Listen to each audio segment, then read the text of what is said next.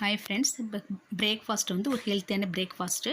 இதுக்கு வந்து சட்னி வந்து உளுந்து கருப்பு உளுந்தை வச்சு சட்னி பண்ணியிருக்கேன். இது ரொம்ப உடம்புக்கு ரொம்ப நல்லது. உடம்புல உள்ள வலிகள்லாம் போகும். நீங்கள் உளுத்தம்பருப்பு வந்து தேவையான அளவு நிறையாவே சேர்த்துக்கலாம். நான் வந்து எண்ணெய் விட்டு ஒரு சுண்டைக்காய் அளவு புளி சேர்த்துக்கிறேன். புளி சேர்த்துட்டு இதோட வந்து 4 டேபிள் ஸ்பூன் கருப்பு உளுத்தம்பருப்பு சேர்த்துருக்கேன். முழு உளுந்தாலும் சேர்த்துக்கலாம். வெள்ளை உளுந்தோட தோலோடு சேர்க்கும்போது நமக்கு வந்து ரொம்ப ஹெல்த்தாக இருக்கும் சாப்பிடும்போது.